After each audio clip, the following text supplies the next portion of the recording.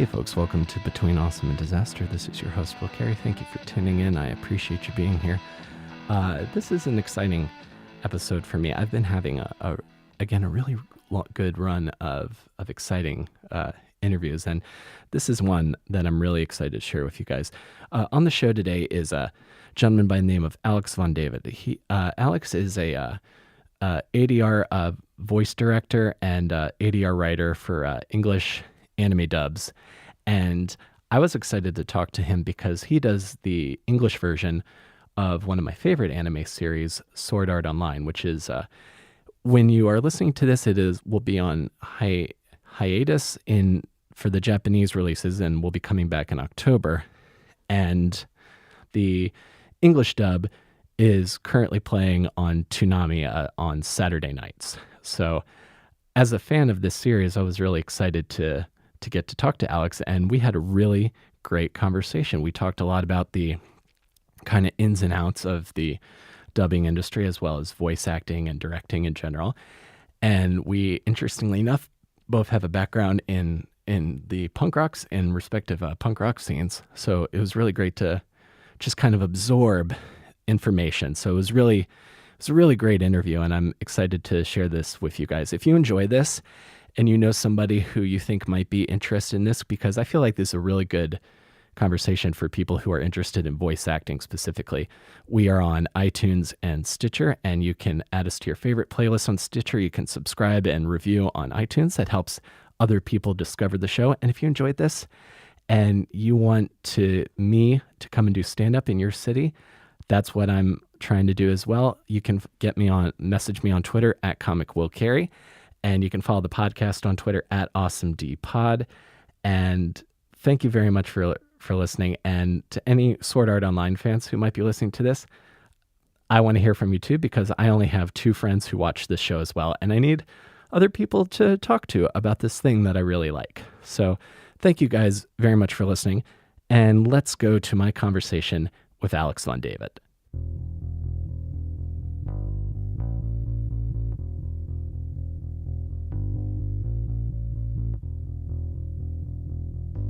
Hey, Alex, this is Will.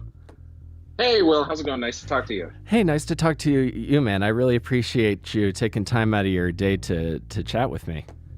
Oh no, it's you know what? It's rare whenever anyone says, "Hey, what do you do?" So it's kind of like, I kind of take the opportunity when I can. Oh yeah, absolutely. Because I try not to be on. I'm basically only on social media to reach out to people and say, hey, I love this thing you do, or I enjoyed this thing you made. Can I talk to you about it for the internet? And so I was super excited when you got back to me, because I guess lots of my friends would maybe want to talk to the showrunner from Game of Thrones, but this is a big deal for me. Well, no, I mean, I appreciate it. Thanks for watching the shows, and again for reaching out. Oh, absolutely, man. So you're working on the next adaptations for Sword Art Online right now? Yeah, I'm actually starting episode 18, writing episode 18 today. The goal is to try to get up to episode what was it, 17, 18, 19. To finish episode 20 so that we can, or up to episode 20 so that we can record 17 through 20 at the beginning of May to stay on schedule with the Toonami broadcast. So, right. That kind of leads into my first curiosity, because I guess I have this idea, and I don't know how accurate this is. I guess I had thought that anime, like most TV shows, finishes everything before it starts getting released. But is that not the case? You know what? It totally depends. With Sword Art, with Blue Exorcist, when Toonami aired, and I'm just speaking about my experiences with it. Sure. When the first season of Blue Exorcist started airing on Toonami, we had pretty much already finished recording it entirely. Mm-hmm. But Blue Exorcist was kind of a weird job anyway, because Aniplex didn't know if there was going to be an audience for it. So before I started work on it, they had actually recorded the first 2 episodes. Tony Oliver actually adapted and directed the first two. Wait, was it 2 or? Yeah, I think it was like the first 2. Yeah, it was the first 2 episodes. So he had adapted and recorded the first 2 episodes for Aniplex. They premiered it, I think, at Anime Expo or at one of the cons, just as kind of like a special, hey, fans, what do you think? Mm-hmm. And everybody was like, yeah, we'd totally love to see a dub. And so then Aniplex was like, cool, we'll dub the rest of the show. Unfortunately, Tony wasn't available. So, I was offered the job, checked with Tony to make sure he was cool with it. He said, yeah. And then we started working on it. And then after we had finished recording, I'm pretty sure right after we finished recording, I heard that it was going to go on Toonami. However, you get situations with this iteration of Sword Art for sure. Where pretty much Toonami was wanted it. Aniplex knew it. And we started work on it pretty much right away. I think I started work on it. Actually, hang on one sec. Let me check my. Oh, sure. My computer. I'll check my computer right now. Oh yeah. I checked. Okay. So I started work on Sword Art back in November. Mm-hmm. So I started adapting this thing way back then. And then we sort of built up a little bank of 10 or something episodes, or almost 10 episodes, in anticipation for what was going to be happening with Toonami. Right. And then that's how this batch of Sword Art was handled. So right now, let's see, I'm working on episode 18. Toonami is going to air episode 12, I believe, tomorrow night. So yeah, we're 6 episodes ahead. I wish we were completely finished with this part of the season, but oh well. Right. Because now it's going to get it's going to get dicey now. Now I got to turn these scripts around really quick so we can start recording right away. And that's when things get kind of icky. Right. Just on my end, because it's late nights, long days. Oh no, absolutely, and I can imagine with that kind of tight turnaround, and then also trying to maintain the quality of the script, and then going into the studio to direct. I imagine that's I definitely relate to that. Back in my days, when I was doing theater in college, and we were building the sets and painting the sets, and then the paint was drying a couple hours before the first show, just the sort of okay, it's 4 a.m. What's open? I haven't eaten in 3 days. Exactly. Yeah. Well, because I remember being really excited because, and I could pontificate on probably why Sword Art Online has grabbed me as hard as it did compared to other anime I like, but I was really excited that the English dub started so soon after the release of the Japanese broadcast, because SAO is one of a couple shows where I was I want to check out the English dub as well, mostly because I had read a lot on the internet that Shermay Lee did such a good job as Asuna, and I agree with that. Mm-hmm. One of the things I'm curious, when you're adapting a script from Japanese, what is kind of the process in trying to maintain the original? Are you trying to maintain the original text from the Japanese version as much as possible, or do you have certain rules that you have to follow from Aniplex or A1? Oh, well, pretty much the way the job works just in general when you're adapting a script is you're trying to preserve the original intention. So certain terminologies have been approved by the Japanese creators. In this case, things like when they do their system commands, they say system call, generate luminous elements, those kinds of things for dispatch of Sword Art. Those things are set in stone. I'm actually I've actually read through the light novels and have them in my lap when I'm adapting, just to make sure everything's on point. Right. As far as what the characters are saying, again, generally it is understood, or it should be understood by everyone who's adapting, that our job is to preserve and protect the original intention of the Japanese. Mm-hmm. So it's, what is the purpose of the line? Why is the character saying it? It also ties into their emotional state when they're saying a particular line. So it's not so much preserving the phrasing of the Japanese, just the meaning of it. Right. So like, and also because I don't understand Japanese, I'm going off of a translation, Mm-hmm. which is an adaptation in itself.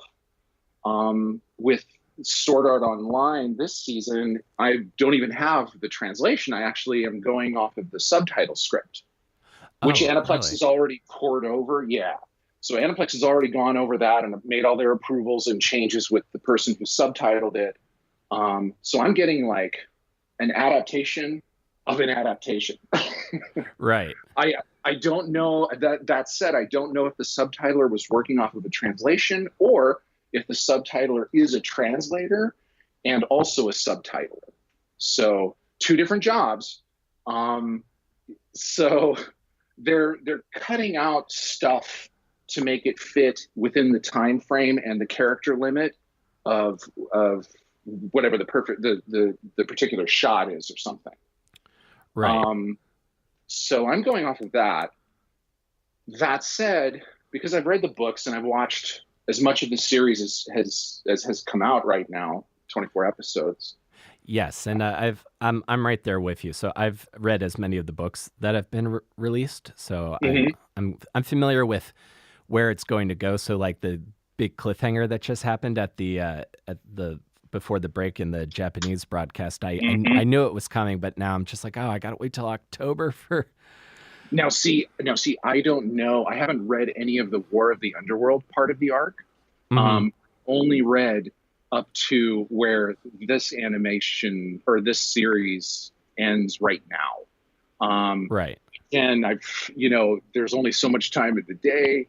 I made it a point to start reading the books right away as soon as I knew I was doing the job, back in whatever, October or November of last year. So by the time I started this, I had already read, up to whatever, volume 12. So 9 through 12, or 13, I think. Sorry. Or is it 14? I think it's 14. Yeah. The current break happens right at the end of 14. Yeah, so I read up from 9 through 14 already, and so I knew what was going on and the fate of certain characters. Right. Spoilers. And then the client hipped me to what was going to be happening next, just because she knew that I would find it interesting. So I already know what's going to happen in the War of the Underworld part of the arc up to a certain point. She didn't want to spoil it too much. Yeah, absolutely. But yeah, so it's kind of like, I know the story, how it begins and ends in this section, and that was enough for me for now.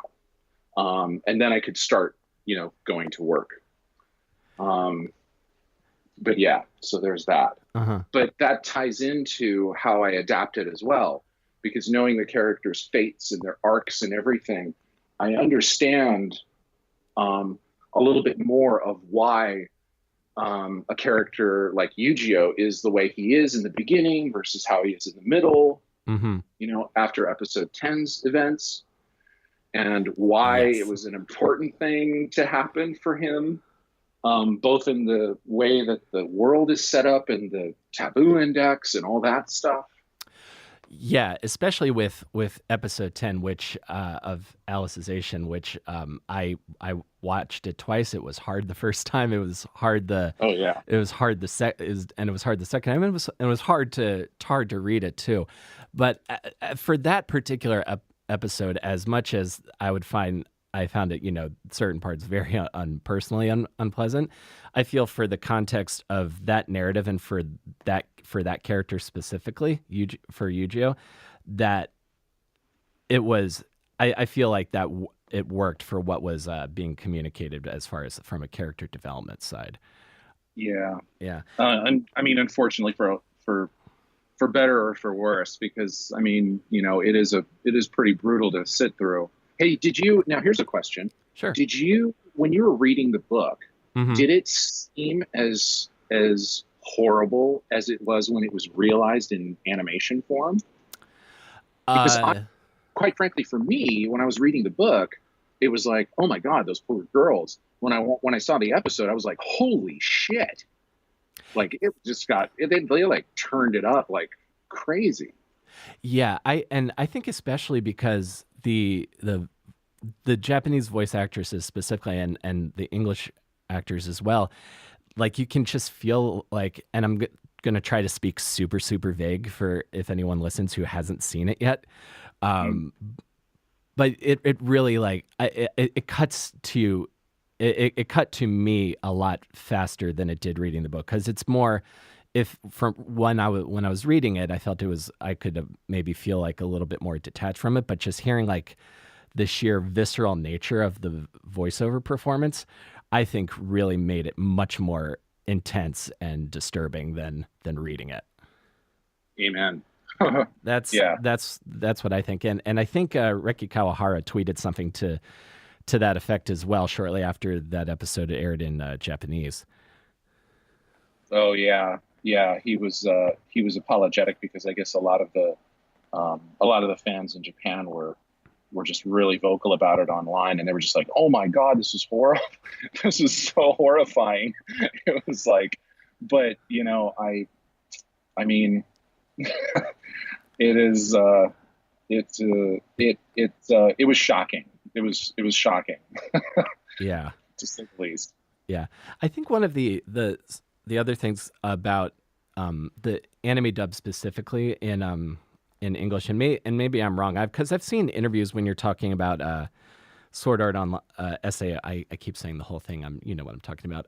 Oh When I've seen other video interviews you've done, and maybe I'm wrong, but you do say, I feel like you seem like you're very connected to the cast of characters in the show. My favorite thing, and I think part of the reason I like the show so much and why I think I like you is even though I'm just talking to you for the first time now, my yeah.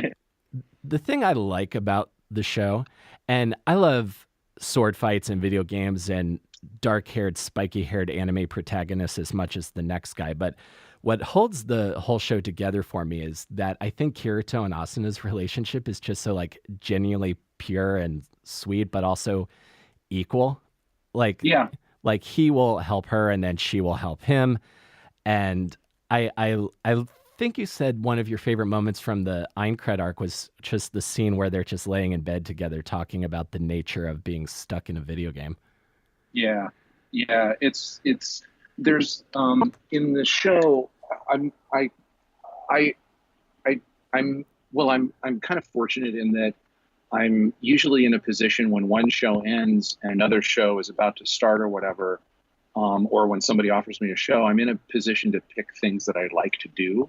And Mm-hmm. so Sword Art I liked. I understood the show. I liked the characters, the relationship between Kirito and Asuna from what I knew about when I first started this years ago. Mm-hmm. But yeah, moments like that, or when um, it's kind of like, oh, this is grounded. There's something, there's something real about it, or there's something from my experience, my life, Yeah. that I can totally relate to it. Or, oh, I wish I had an experience like this, and something about how it was handled in the show, um, you know, makes it something that's even more like impactful for me. Um, but yeah, the relationship between Kirito and Asuna, and now I can definitely say between Kirito and Yujio, those relationships are, I guess, for lack of a better word, pure. I think you said that just a few minutes ago. Yeah, And that's something about genuinely that is what I think. refreshing. Yeah, Yeah. that's genuinely how I think about it, and it feels kind of like it. It feels like, and I feel this about other Japanese anime, like TV shows, TV series, and films that I watch. I feel like the emotional content of relationships, and at least in the stuff I really love. And I think you did, because I was looking at your page on Anime News Network. I think you did you do the ADR for 5 centimeters a second? Yeah, the second pass of it. The first dub was done at ADV. I think about a year or two before I did, and Stephen Foster adapted and directed that. Mm-hmm. And I loved that. When it came out, I was like, "Oh my God, this is great!" And then, of course, a year or two later, when ADV went under, I guess Bandai wanted to keep the movie in circulation, but because the dub somehow, I guess, belonged to ADV, something legally, they couldn't use it legally. Otherwise, they would have re-released it with the same dub. Sure. But then, yeah, they Bang Zoom asked me, "Hey, would you be interested in doing this?" And I think that was early in my career. And it was also probably the most terrifying because I was a fan of the original, and I was like, "Oh my God, what am I going to bring to this?" Yeah. So it was kind of like, oh,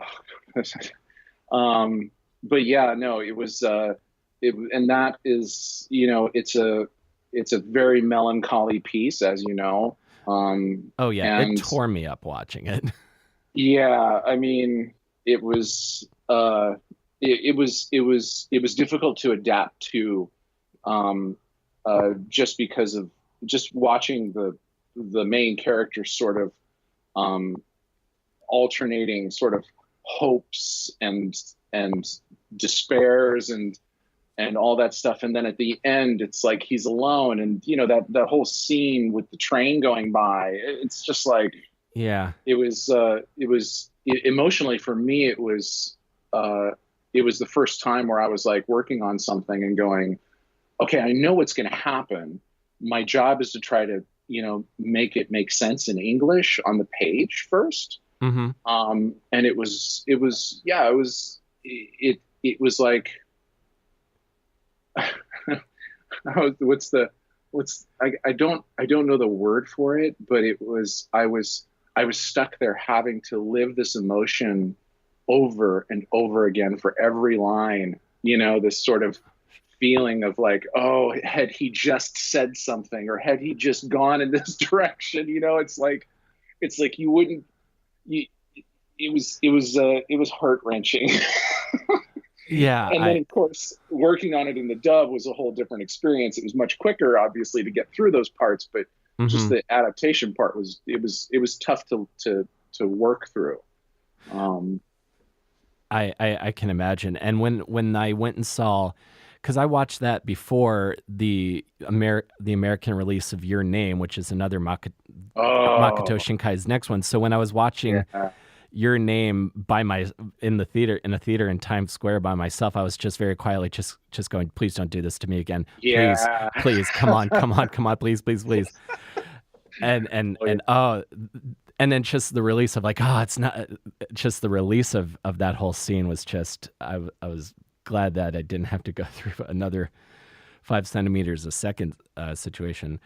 This is something I'm curious about. When you were a kid, I don't know much about your early career and background. Did you think you were gonna be in the in show business, or this very particular part of show business when you were a kid?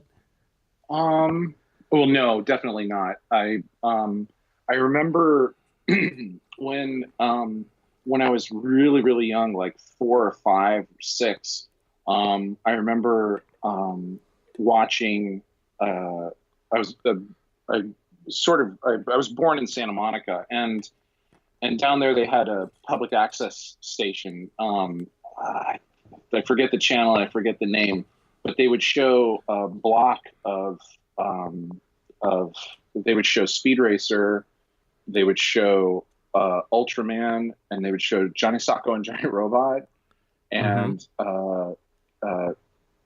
is it Kimba or Simba the White Lion? I think it's Kimba the White Lion. It's yeah. Kimba the White Lion. Okay, so I wasn't a fan of that, but I loved Speed Racer, Johnny Socko, and or Giant Robot, and Ultraman. And so I remember sitting there watching that stuff and just digging it. I mean, all of that was dubbed. Yeah. Later on, I think always loved cartoons. Chuck Jones, Tex Avery. You know, it's Disney, the old Disney movies. Believe it or not. I'm sorry, go ahead. Like Dumbo, you know, like the really classic ones. Back when I was a kid, I mean, this was in the 70s and stuff. My mom would only take me to go see Disney movies that were all revivals. So it was like Dumbo and Bambi, you know, Sleeping Beauty, Snow White, which terrified me. I remember seeing those things. Yeah, so I don't know if so when I was a kid, that was what I was sort of. It was always cartoons. Let's put it that way: cartoons, F Troop, Gilligan's Island, and that was my life. And then when I wasn't watching TV, I'd be drawing, just because that's what I gravitated towards. My mom was an artist. My dad was an artist in his own way. And so I always had like pencils or crayons or whatever.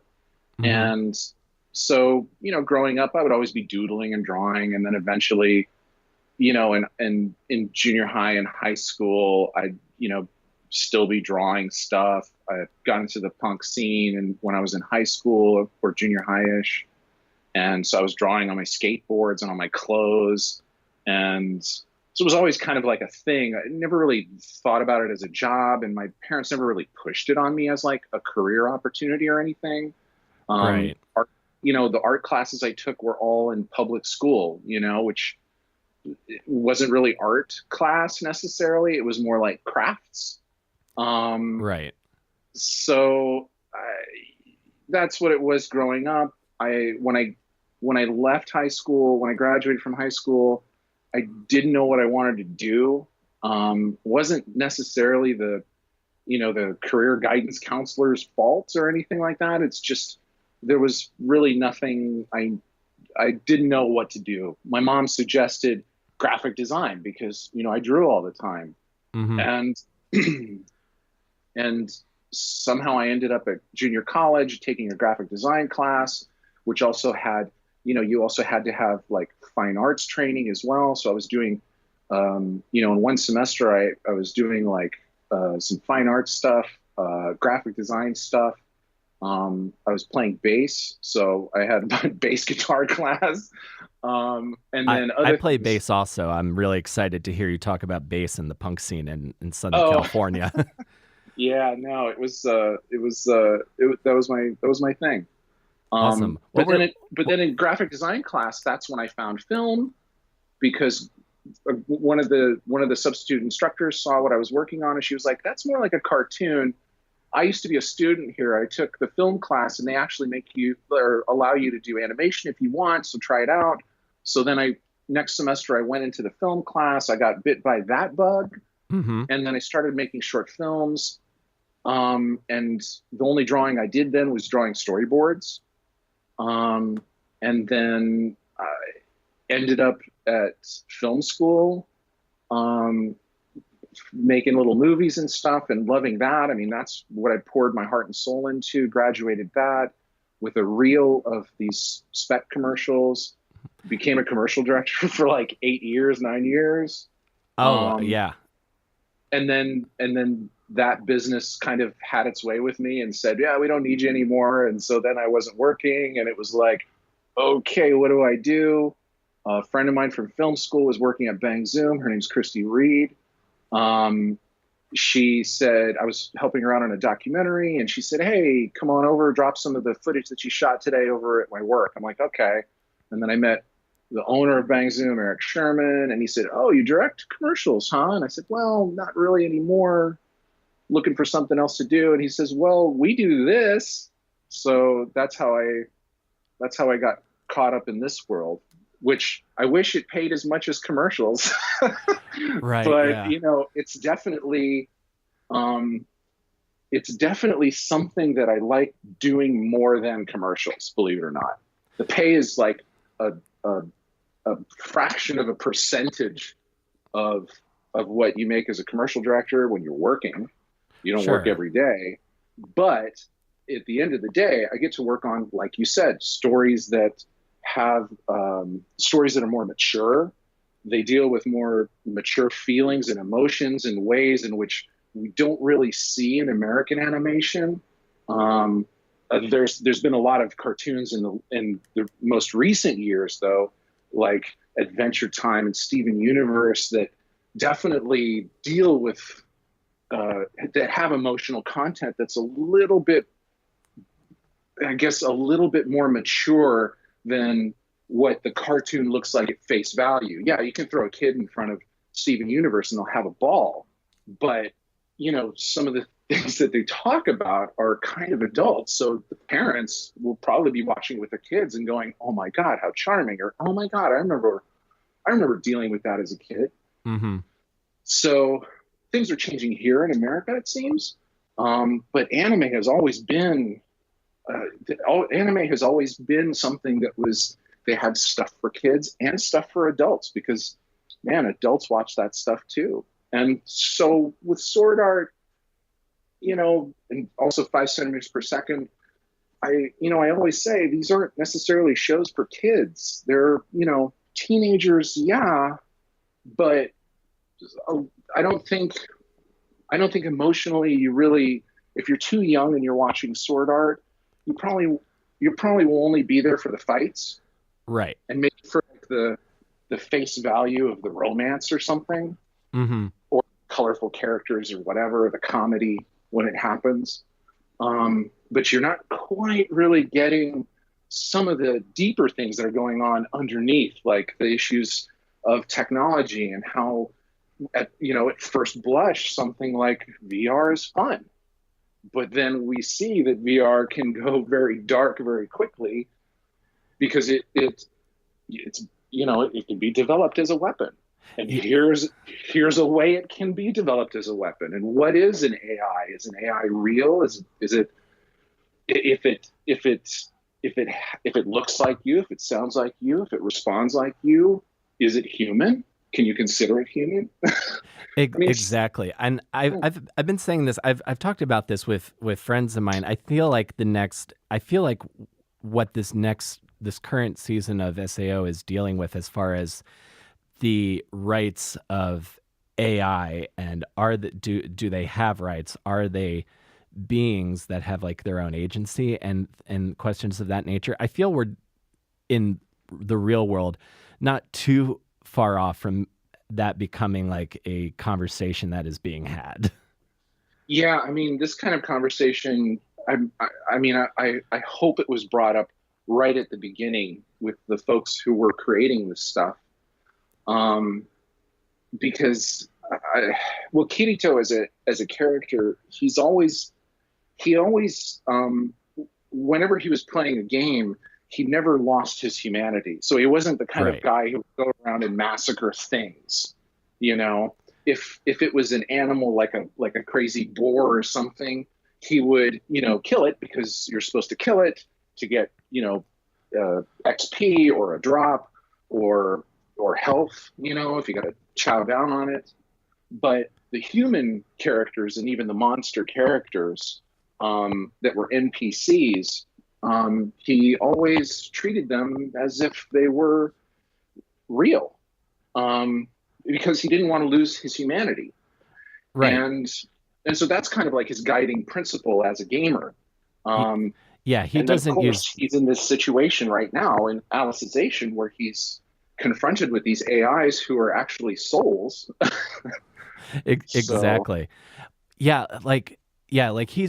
doesn't use the fact that he's in a game as an excuse to act differently from how he normally would. which Yeah. which I relate to that, because when I was playing games more heavily online, I was not going to take the opportunity to throw a bunch of racial slurs at the 14-year-olds that were hurling them back at me. Um, Mm, but I know. so that's what I like about him as a character. And to your point about that, I don't know how this is going to be a really deep reference, but in like one of the material editions of Carl Hawa did, and I don't think this is mentioned a little bit in the books, but I would love for like them to do like an OVA or a short of this. Outside of when the boss planning scene, like I think it's like episode 6 in the Aincrad arc or something like that. It's Hmm. before Kirito and Asuna are together. She's the commander, and he's making the point of like you shouldn't use NPCs to distract the boss. In the material edition, Kirito and Asuna actually have a fight, have a sword fight Mm. over this idea, and then it turns out later that one of the NPCs ends up being the secret to how you beat the boss, and then Kirito's the reason that gets found out, and then Asuna's like, let me think about that. Okay, I guess I do like this guy. Uh, Yeah. And then she also learns something from it as well. She says, "Oh, maybe he's got a point." So it's yes, which is also yeah. what I like about their dynamic. Again, is there's a lot of give and take. Like it's just not like he knows everything and and she knows nothing. She's becomes as capable in the show as he is, Yeah. which is something I'm hoping happens in the War of the Underworld arc in Yeah. October. Yeah, I'm hoping that they bring the. I mean, they have to. They have to bring. Well, I mean, I know what's going to be going on towards the end and what all this stuff is, because Kiroi, our producer at Aniplex, spoiled it. Mm-hmm. Um, but I hope that there's a lot of scenes in the real world with the friends again and bringing them in. And I'm curious to see how, if that happens, how it gets woven into what Kirito's going through and all this stuff. So I, yeah, I mean, one of the things, one of the things about this batch of Sword Art, this first 24 episodes, is it's kind of weird not seeing the friends and not seeing Asuna, Yeah. only coming in little blips here and there, Mm-hmm. to sort of uh, get everybody familiar with how the Soul Translator works and where Kirito is and all that stuff. Right. Yeah, I'm right there with you. I hope Asuna and the gang get more screen time in the next batch. Exactly. I feel like they will. I feel like the producers, at least, have gotten an idea of that Kirito and Asuna equals the fans love that because, Yeah. um, and because I remember around when Ordinal Scale came out, and did you do the ADR for that as well? Hmm. So Yep. I remember seeing like one of those like, oh, things you didn't know about Ordinal Scale on YouTube or something, and one of the producer notes from the first pass of the script was just more Asuna, um, and this is what I liked about that movie, and this isn't a spoiler, but as compared to the subtitle text versus the English dub, I actually like the writing on the dub more because there there's less dancing around the romantic The aspects of love Kira. and the yeah, Yeah. yeah. So So there's that for that stuff. It was kind of um, there was again. I don't know who the subtitler is or what kind of schedule they were working under or what kind of dictates. But there were a lot of times when I would be looking at the translation and I'd call up the producer, Hiroe. Again, Hiroe Tsukamoto is the producer of all the Aniplex stuff at Aniplex. hmm Or sorry, all the Sword Art stuff at Aniplex. And I'm like, Hiroe, uh, what's going on here? Because this translation is very vague. And she's like, oh, well, this and that. And I'm like, well, we gotta say that.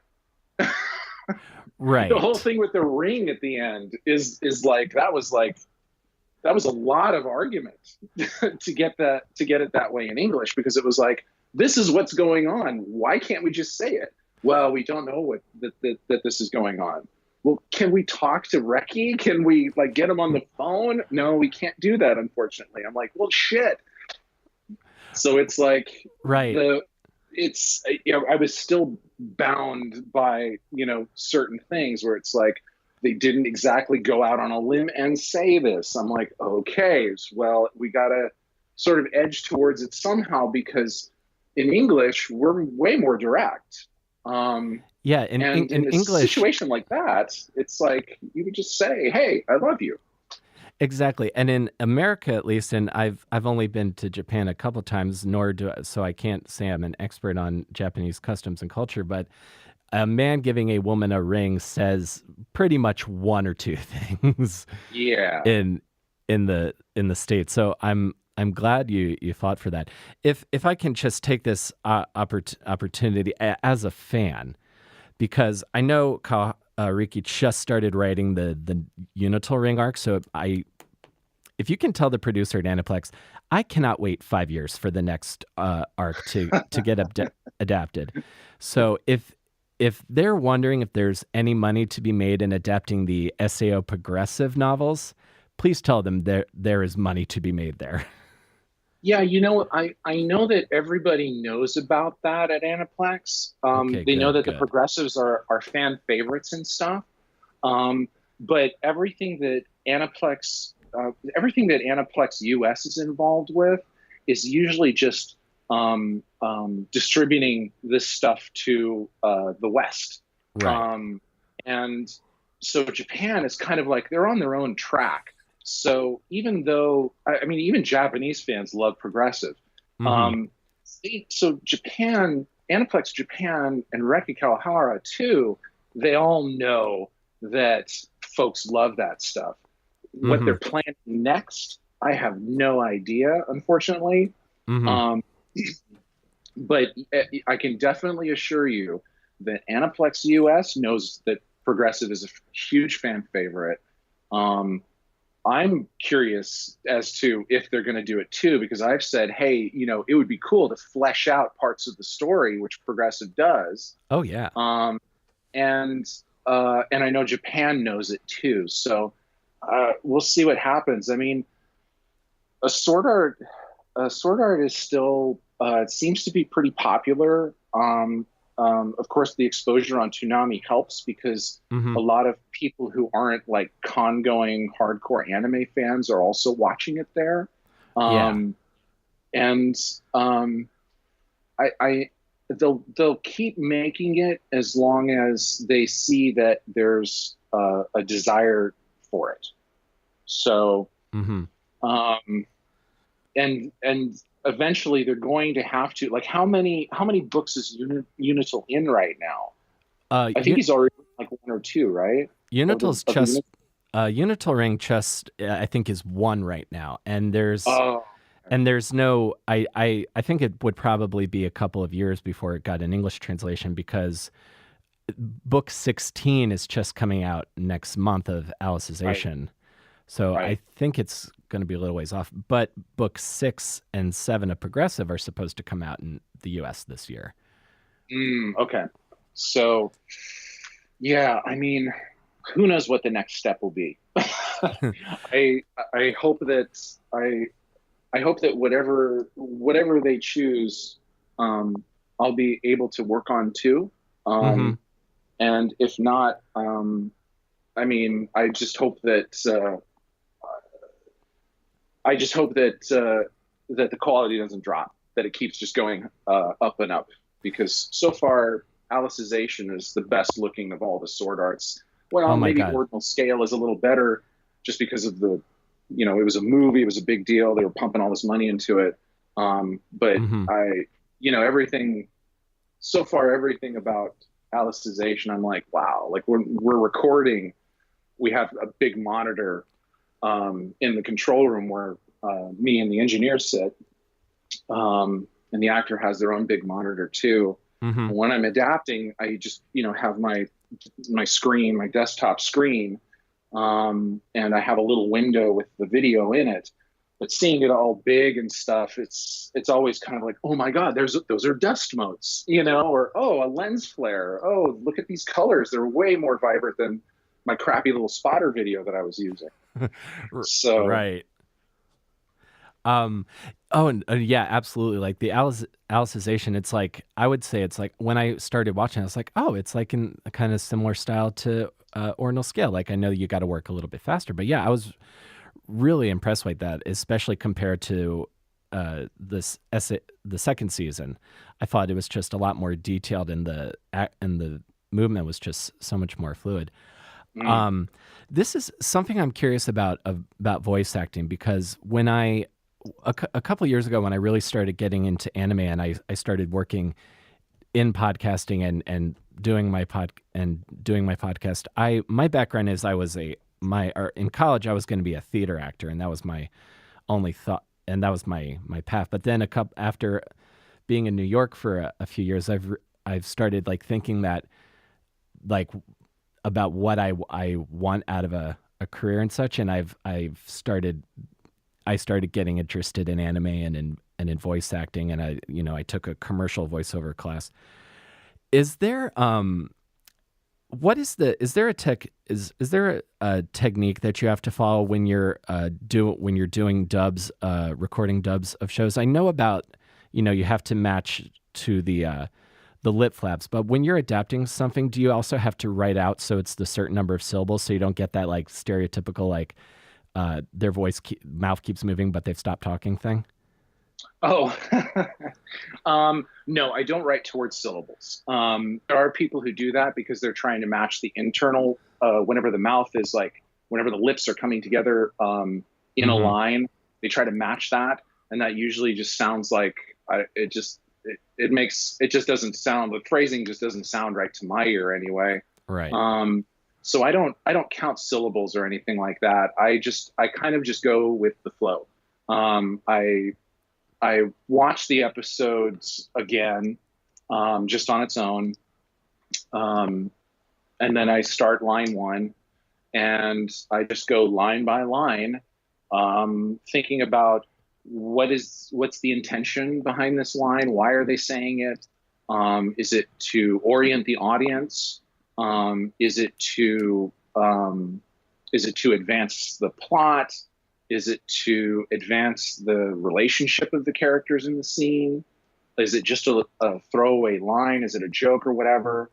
And then I just sort of think about it on those terms, and I start putting in ideas, and hopefully they fit.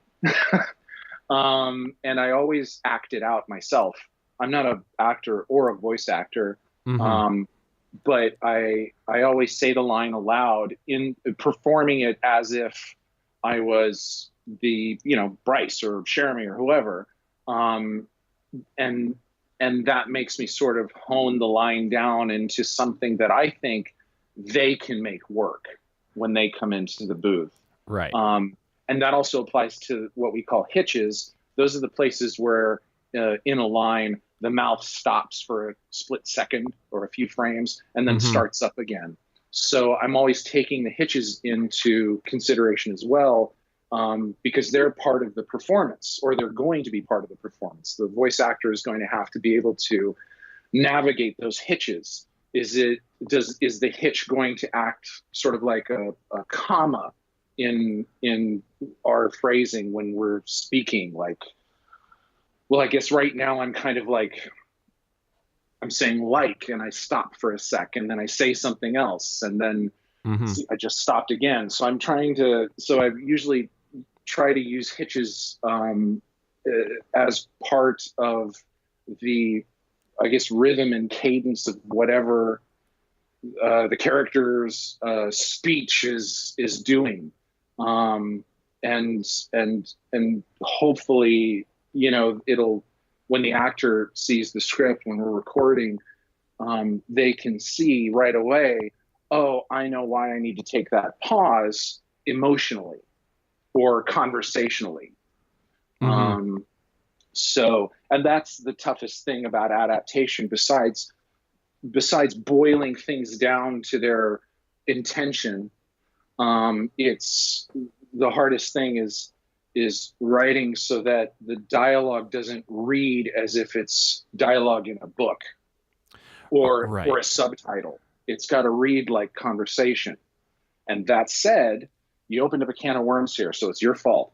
Hey, no, this is all great. This is all stuff I want to know. So, So I mean, when you're thinking about conversation and flow and all this kind of stuff, I'm also thinking what is this character's how does this character usually speak?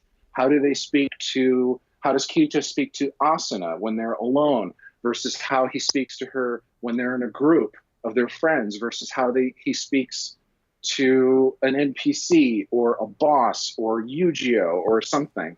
So there's changes in the way people speak based on where they are emotionally and who they're speaking to. So I'm always taking those kinds of things into consideration as well. I'm trying to, both in the script or in the adaptation process and in the dubbing process when I'm working with the actors, I'm trying to make what's being recorded always sound as if that was the first language that was animated to. right. Which is again, that's kind of what the job of localization is. You're trying to make it seem as if this show was originally animated to English acting. Mm-hmm. Very hard. Yeah, I will say, and I don't know if I don't know if this was a conscious thought with Alicization specifically, but I feel the performances on the characters like Selka that are Fluctlights. So I like these or Yu-Gi-Oh specifically. Feel like I noticed there's a slight bit of they're incredibly lifelike and human, but there's just a little bit of this person is a program. Like there's a slightly uncanny valley aspect to their speech patterns. Selka in particular and her episodes early on in the arc. So I don't know if that was intentional, but if so, kudos to that because I thought that was a really nice choice. Yeah, so for most of the characters, so most of the Underworldians, because they've grown up in this sort of medieval setting, I kind of made a rule for myself that I didn't want them to speak in English, sort of like modern English terms. And few of them have used contractions. Like only a few of the Underworldians use contractions, and it's based on their social standing or whatever. And yeah, they're using words that are a little bit more, I guess they're a little more intellectually elevated. And I was hoping that in the adaptation, you would see a stark contrast between when Kirito is talking to someone, he's not using slang because he doesn't want to blow his cover. Right. So, but I was hoping that that you would see the contrast between Kirito and everybody else, and that Kirito is actually kind of like this black sheep, he's a fish out of water. Yeah. I'm glad you picked up on that. Oh yeah.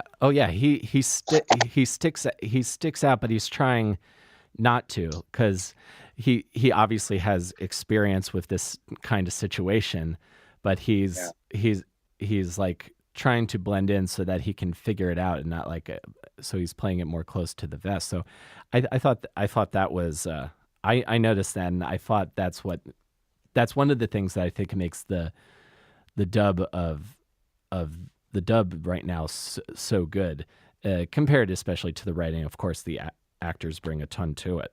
Oh yeah. Well, I'm glad you like it, and I'm glad you picked up on it. Oh, absolutely. Can I ask you a question? Are you when you do a dub, are you involved in the casting process, or do you get told this is who's playing this part and then you start working with the cast? So it depends. When I'm working with Hiroe at Aniplex, we'll bounce around ideas in the beginning of who we'd like to have audition for things. And then if we have people that we think, oh, this person could really be good for this thing, Hiroi will then, because Aniplex mostly does their dubbing through Bang Zoom, she'll talk to Mami Okada, who's the casting director and sort of production head at Bang Zoom. And then, she'll give our wish list to Mami, and Mami will then go and, Mami, of course, has her own opinion. And so she'll, find more people that she thinks might be cool too. And then she'll send out auditions. And that's usually just for the leads. And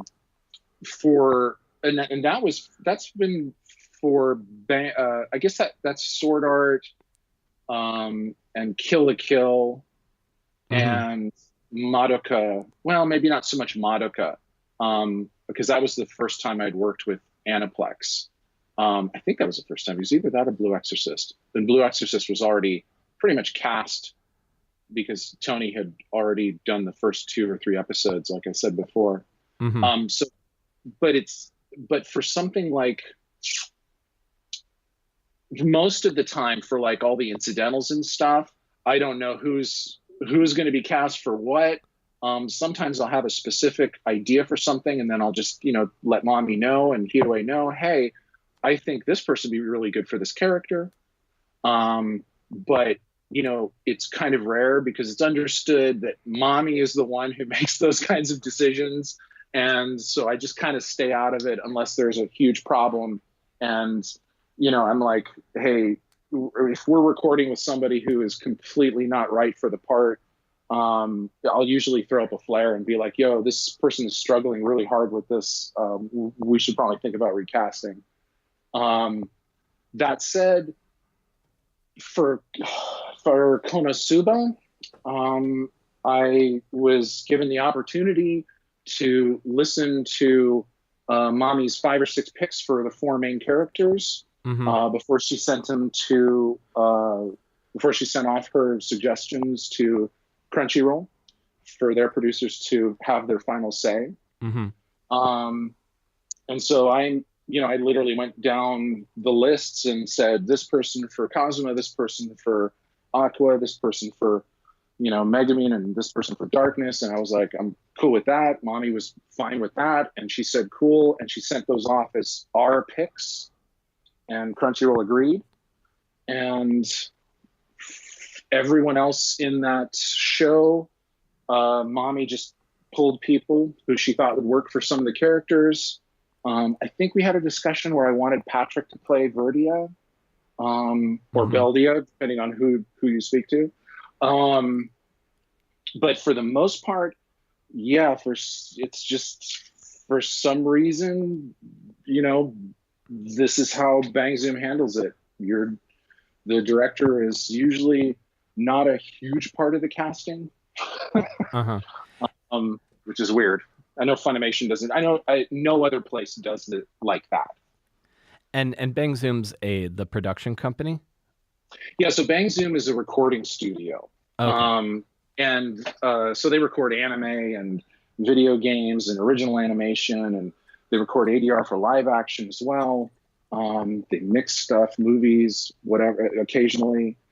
And yeah, so they're basically a recording studio that kind of prides itself on being kind of a full service place for their clients.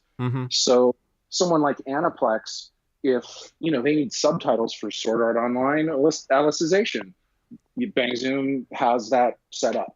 They have a staff that can translate the subtitles, put them on the video, export them to whatever file format whoever needs. They can do graphics and little edits if they need to. They can do the audio recording, the mix, the editing, all that stuff. So it's kind of like it's a studio, but they work in partnership with their clients on most things. And at least for Aniplex, that partnership is pretty deep and tight. So Aniplex can say, hey, we got this show coming out. We need subtitled videos in English and Spanish and German, and Bang Zoom can accommodate that. Yeah. Yeah, that sounds that's kind of makes sense to me, to how I feel like the entertainment business as a whole has kind of changed, where I feel like as technology has changed, they're offering, most places are like offering more than they probably used to. So there's a lot of like really tight relationships between all of these companies, it sounds like. Yeah, yeah. Bang Zoom, I think, is the it's weird. It's like people talk about Funimation dubs and Bang Zoom dubs. So they're two completely different things. Funimation is both a distributor, a licensor, and a recording studio. So Wow. they're everything. So they do everything from the graphics of the box sets to, you know, making the Blu-rays and DVDs, to dubbing the shows, also licensing it to various things. So Funimation is like a combination of, say, Aniplex and Bang Zoom, if that makes sense. Yeah. Um, so, but you know, Bang Zoom is again, it is a studio. Yes, they're working on their own sort of Bang Zoom productions, podcasts, and whatever that have the Bang Zoom Studios branding. Hmm. So it's something that's completely created and licensed and produced in-house. But for the anime, Bang Zoom still, you know, distributors and licensors come to Bang Zoom to have them make dubs for them. So Gotcha. yeah, Interesting. It's just that there's so many layers to this. Like, and at least from an outside perspective, and I guess I figure everyone feels like it's more cut and dry than it actually is. But nothing is cut and dry in this industry. yeah. everything Oh, is everything has layers of complexity that most people don't even understand. And it's when I first started doing this, things were much more simple. There wasn't a lot of work going around, and you know, Bang Zoom, you know, would always, you know, credit themselves as Bang Zoom Studios on the dubs and this and that. mm-hmm. But their capacity, their function in the process was a lot less than it has been for, say, like the last maybe 10 years. In the last 10 years, they've realized and sort of I guess, what's the word? They just kind of like staffed up with people of varying, you know, skills and disciplines. So they have, you know, video editors now on staff, and they have graphics people on staff. It's, you know, it's like you said, they kind of saw that if they provided more services, they'd be more valuable to their clients, and it was a very smart decision. People like, you know, me, who I've worked pretty much exclusively for Bang Zoom my entire career doing this. Mm-hmm. There's been a couple occasions where I went off and I freelanced for somebody else's, you know, project or whatever. But for the most part, all the writing and directing that I've been doing has been through Bang Zoom. And yet I'm a freelancer. So their staff is all pretty much all their schedulers and all these graphics artists and stuff. But the people who adapt and direct and who spot the scripts for the writers, Mm-hmm. even some of the engineers who record and mix, we're all freelance. Gotcha. Yeah. One other thing I'm curious about from a directing standpoint. So you say sometimes you don't always know who your cast is when you start working in your time directing voiceover, which I know is a very different beast from on camera acting. Are there certain like techniques or things that you've developed as far as like trying to get a performance out of an actor? Um, I mean, I'm over the years working with, when I started, everything I was working on with veteran voice actors. People Right. like Mona Marshall, Johnny Allen Bosch, Wendy Lee, Kirk Thornton, Epcar, Michelle Ruff. Um, So Bridget Hoffman, and I mean, I learned how to work with actors by working with them. And I always let them know, hey, I'm kind of new at this, but I come from commercials. So here's the story, here's your character arc, here's this, here's that. Gave them all sort of like the basic steps. And then, but the technical things, when we're working on a line and maybe an actor is speaking too loud, or they're inflecting too many words or something like that. Mm-hmm. Whenever those issues came along, I would just say, hey, you're doing this. And then one of these veterans, Mona Marshall, for example, because I learned a hell of a lot from her. She would say, oh, you know what, if you need something different from an actor, how about telling them this, and based on whatever you were working on. Right.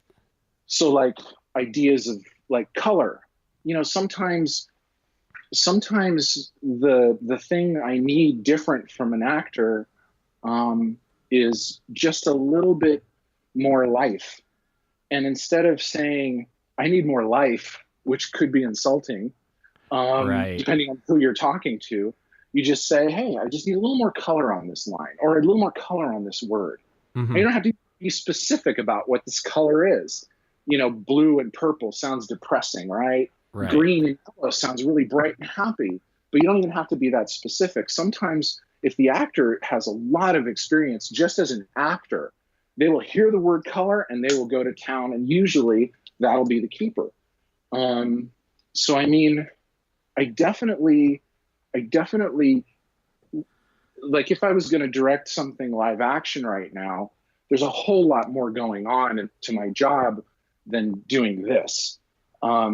Directing live action, you're supposed to, you're setting up the camera, you're answering questions from everybody, script supervisor, costume, actors, DP, production, designer, production manager. You're going over budget. You got to cut shots. The sun's going down. Yeah. AD. So there's all sorts of shit going on that you got to handle. Yeah. I remember a couple short like, films I did that brought me right back to being on set for those. Yeah. So it's like, so take your experiences doing that, multiply it by 1,000. That's what it's like when you're directing like a $1 million campaign for McDonald's. It's just kind of like, ah. So for this, it's a lot more simple and it's a lot more intimate. You have one actor, you have a recording engineer, and you have the original, Japanese performance that you're previewing for this one line. Mm-hmm. And all you're doing is you're sort of just, as a director, you're just concentrating on how the actor replicates the feeling of that line. So we preview the line for the actor so they can see how what I've written could fit into the mouth flaps. Mm-hmm. Also so that the actor can see the mouth flaps. So the actor can get a sense of how the original performance is tonally and emotionally. Also how loud the voice is. Mm-hmm. Sometimes we'll do 2 or 3 lines in a row. Just so that the actor will preview those lines, just so that the actor can see the progression of an emotion. And then we'll record, say this one line. And if, say, the line has one of those hitches in the middle where the mouth stops flapping for a couple of frames or a split second, yeah, and then continues again. Let's say the first part of the line before the hitch is a little long, second part is a little short. My job is to say, hey, actor, can you please just go a little faster on the first half of that line and a little slower on the second half? And then try it again. And if that doesn't work, maybe the second half is still too short for the sync. Then I have to think, okay, what do I do? Is there a word I can add that can help the actor stretch this line out? Do I have to rewrite the line completely?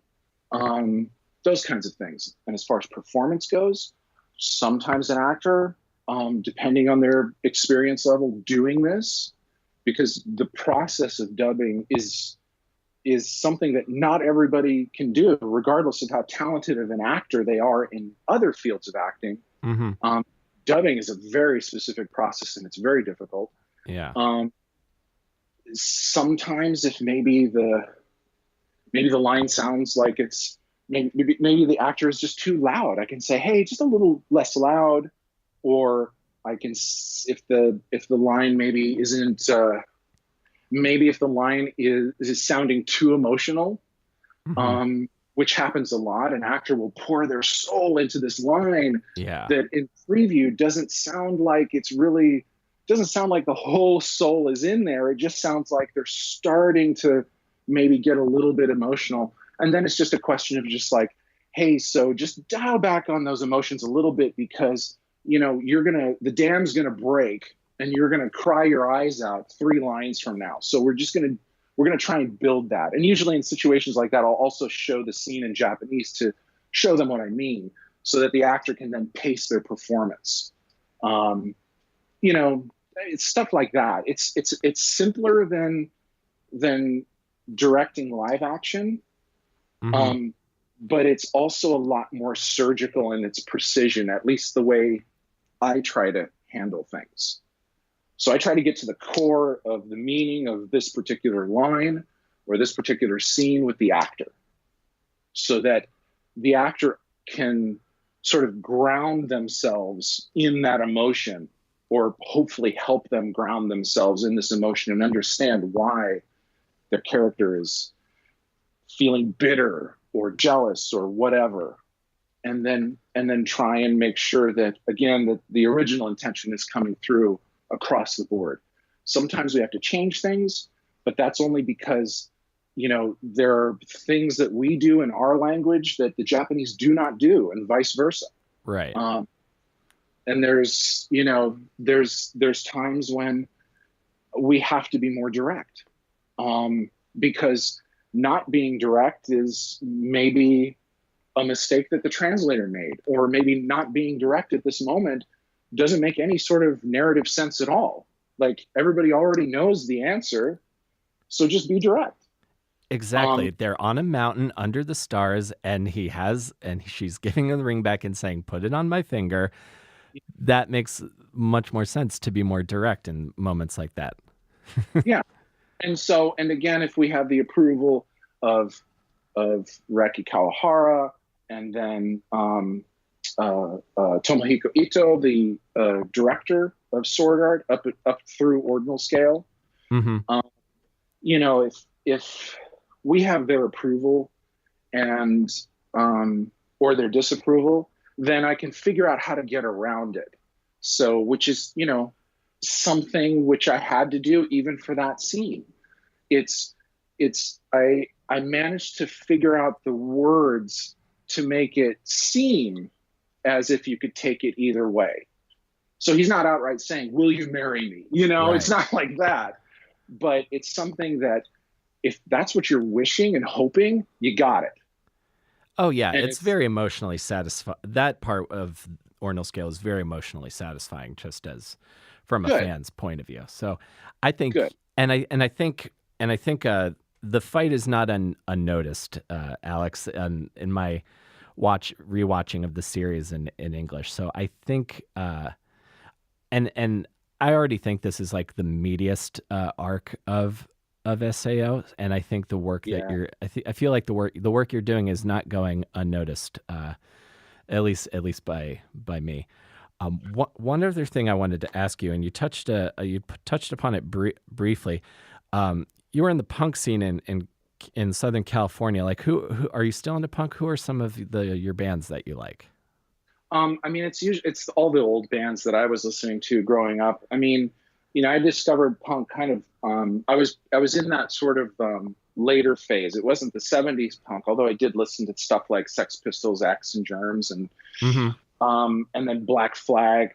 But the Black Flag I was into was more the '70s Black Flag. The Henry Rollins Black Flag was good, but it was so influenced by like jazz that it was. It became very complicated to listen to in a lot of their tracks. But because I was Yeah. also in the skate scene, I was a huge fan of the Descendants. Oh, I love them. Yeah, and then Circle Jerks, Dickies. It was Dead Kennedys, of course, but that was also sort of 70s, early 80s. Hmm. Um, it was mostly those bands, because those were the bands that I would skate to. We would have a little boom box and we would go to, whoever built a ramp in their backyard. Uh-huh. We would go skate there, or the stuff that I would listen to when I was, drawing stuff on my grip tape or on the bottom of my deck. Uh-huh. Um, so it was that kind of stuff.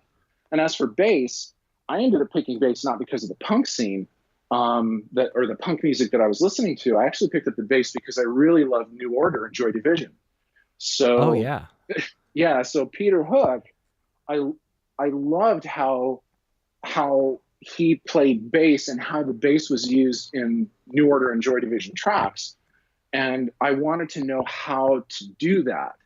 And one birthday, my mom and my dad bought me this Gibson Epiphone and a little amp, and it was the best. I just started teaching myself how to play like Peter Hook, and I had the most fun because all of a sudden these melodies that I really loved, I was able to sort of recreate after a couple of hours of practice. And a lot of times I would go, if I was having a rough day or whatever, I'd go into my room, close the door, I'd throw on, Perfect Kiss, which has a combination of like slapping and picking, and I just start, throw it on, start playing along with it. And that was what I did until I had to sell it to help pay the rent. Yeah, I'm familiar with that. Now that my life fell apart several times in New York City, and I managed to barely cling on, but I already know that there somewhere down the line I've got to repurchase I had to get rid of my Stratocaster a bunch of years ago, and I got to get it back. Not the I'm same, sorry. not the same one, but just any Fender Strat. But it's the feeling. I mean, the feeling, you understand the feeling when you're just kind of like, well, shit. I mean, my dad's out of work. I got to help pay the bills. There goes the scooter. Or the motorcycle. There goes the fucking bass. There go It's all the like luxuries. Yeah. Yeah. And it's hard. And I've never bought another one, even when I could afford like a really sick bass. Like I could have bought the bass Peter Hook plays, which is a custom designed model from England. It's like $5-6 grand for that thing. When I was directing commercials, I don't know how many times I thought about, oh shit, I made this much money this year. Fuck, I think I'm going to buy that bass, but I never did because the looming specter of poverty and being on the edge of it has always been this shadow that hangs over me.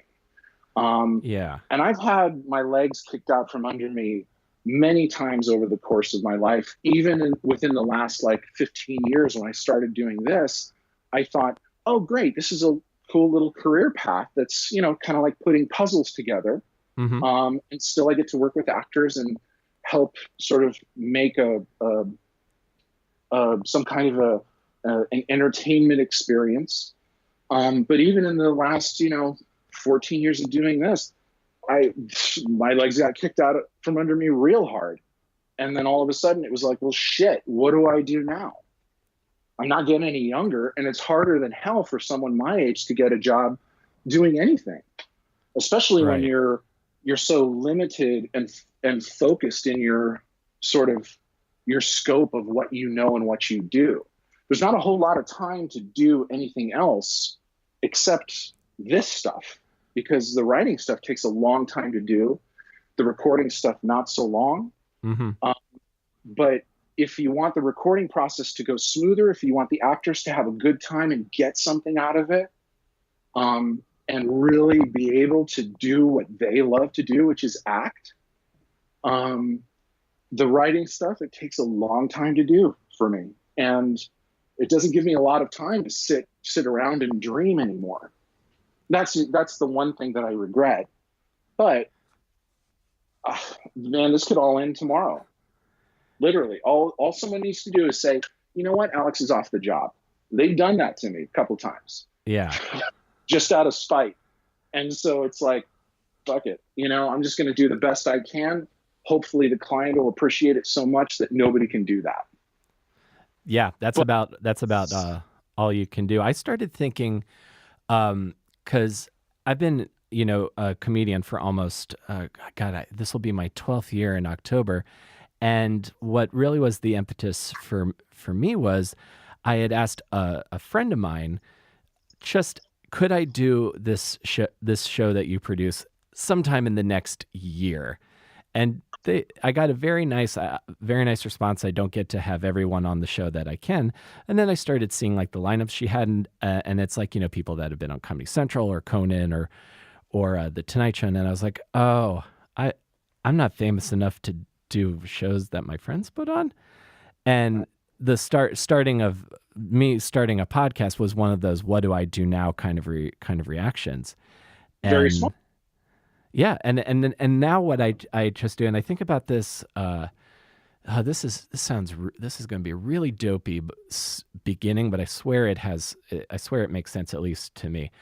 I was really into Garfield when I was younger, and there's a U.S. Acres episode where Bo is like singing a song to help Orson. He says, "There's only two kinds of problems in the world: ones you can solve and ones you can't.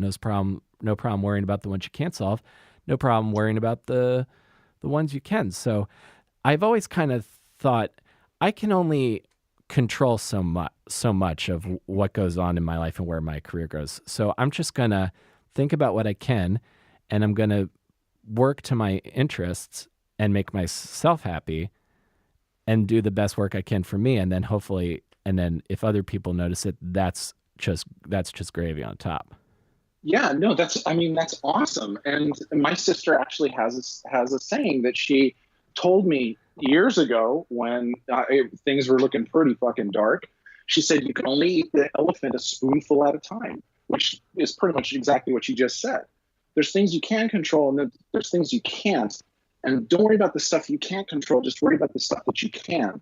And then just, it's okay. Things aren't going to change overnight, but eventually you'll be in a direction where you'll see things start to change, and hopefully, you'll be able to claw yourself out of the pit.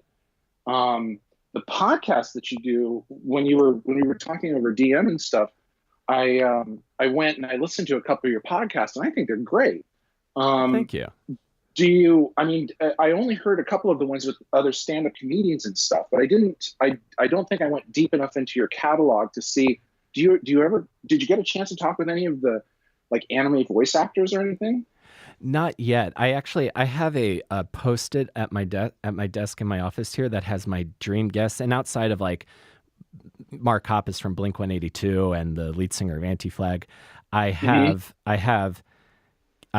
cast and director of SAO on that post-it, because that show just means so much to me, and then also the English version meant so much to me. So if the next time you talk to like Bryce or Chimay or Michelle, I would love to talk to everyone that you work with at some point. Yeah, no, absolutely. I'll let them know about you and stuff, and to expect a tweet or a DM. You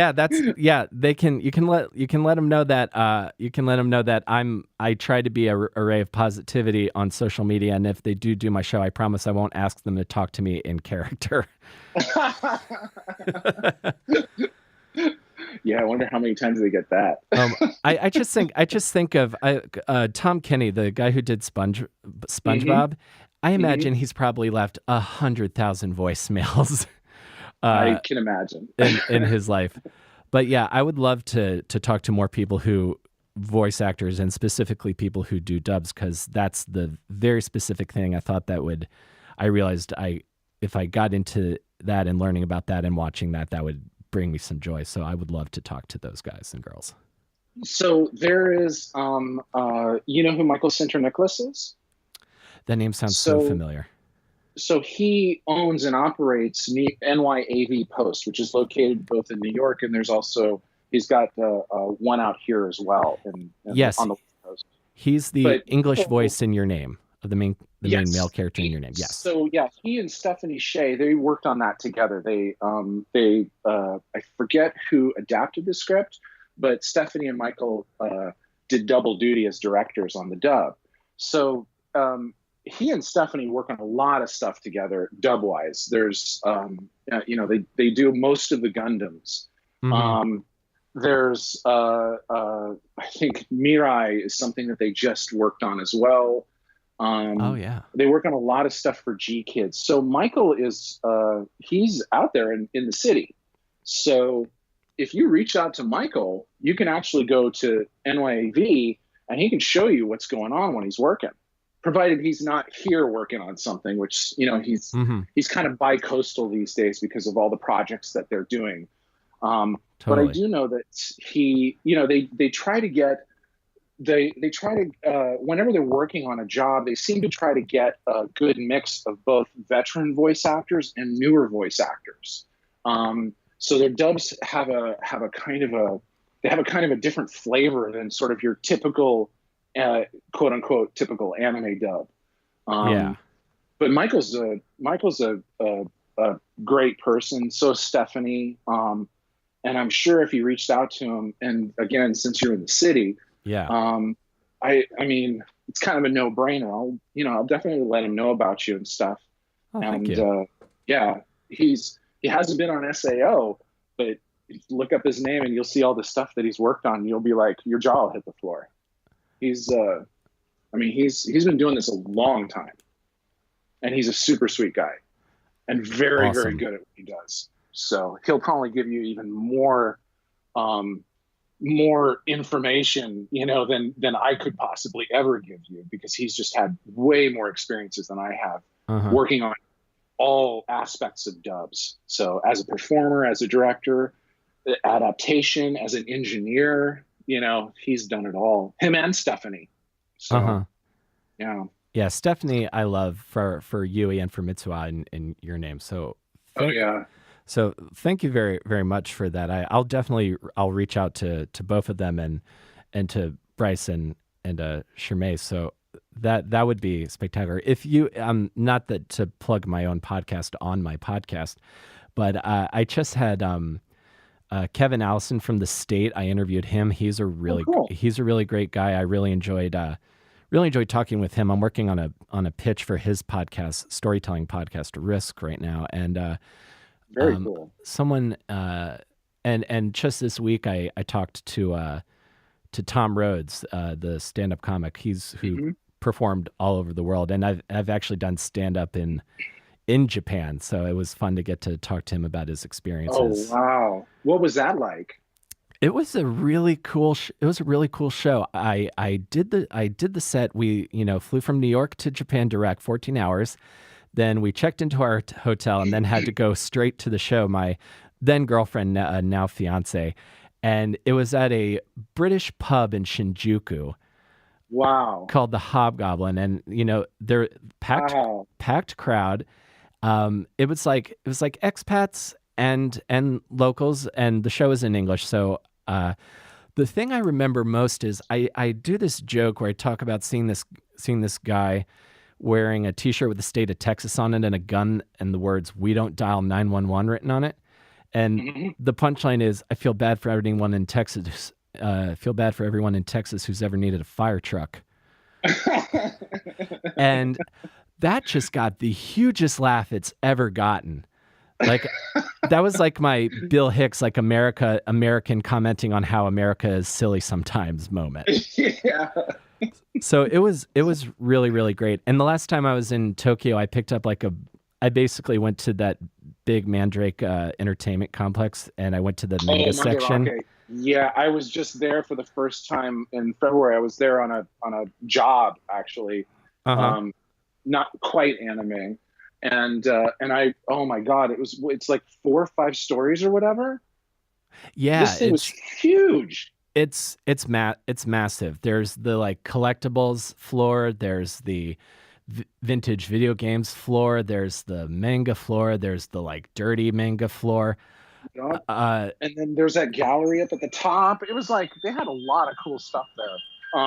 Yeah, I was it's like, amazing. Cell phone was going off. Oh. Yeah, I was lost. I was there for like 2.5 hours, and I wanted to get out of there because it was like I had money, but I didn't want to spend it because I needed to, I needed to use it for other things here at home, like bills. Of course, yeah. Oh my God, I would walk by some of the figure stores, and all of a sudden my pocket would just start like smoking, going, "Oh, you got to spend me."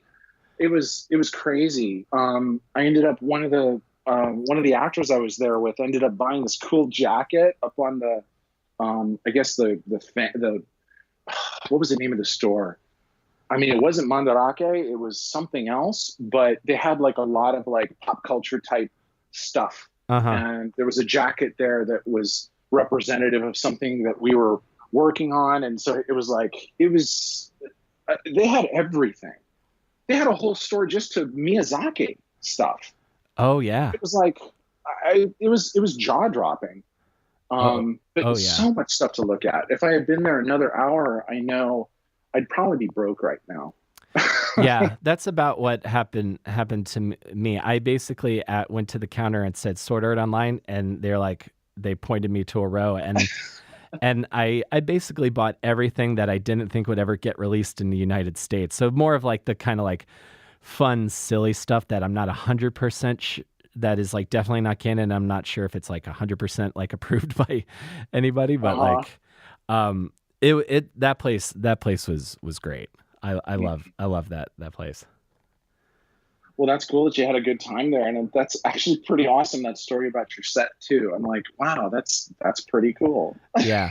The only continents I still have to perform on are Australia, Africa, and Antarctica. I don't know how I'm going to get the Antarctic gig set up, but I'm going to do it. Good luck. Yes.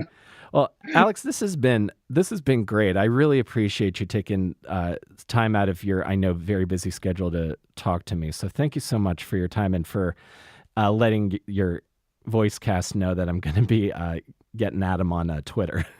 No, absolutely. No, thanks for having me on, Will. I had a blast. Thank you very much. Oh, no problem. I'll let you know when this is coming out, and then I'll send you DMs every now and then, just be like, oh, good job on this episode. Oh, really? Cool. Thanks. I'd appreciate it.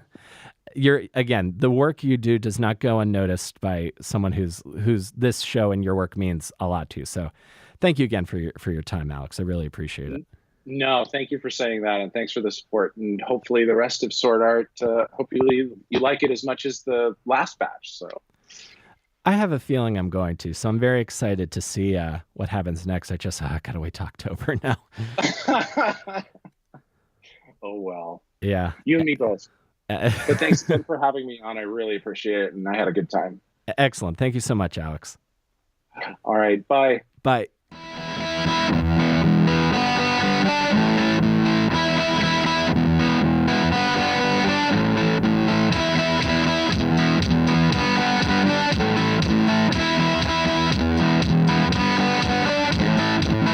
Exciting to hear. I really hope that happens someday. Aniplex, please, I can't wait. I can't wait until Reki Kawahara writes the final arc. But I know that if you do decide to make it and when Alicization comes back, I'm going to love it. So thank you guys again for listening. Thank you, Alex, for your time and for your information. I really appreciate that you would take the time to talk to me, as just because I don't feel, at my core, I am just a fan of things. And the fact that this podcast allows me to talk to people who make the things I like is incredible. So the fact that you're a part of that as a listener, that means the world to me. So if you guys enjoyed this, please feel free to tell a friend. We are on iTunes and Stitcher. You can add us to your fave playlist or subscribe. That helps grow the show. And if you enjoyed this, tell a friend. I would greatly appreciate it. And you can follow me on Twitter at ComicWillCarry, and you can follow the podcast at AwesomeDpod. Thank you guys again for listening, and I will see you next week between Awesome and Disaster. Take care, everybody.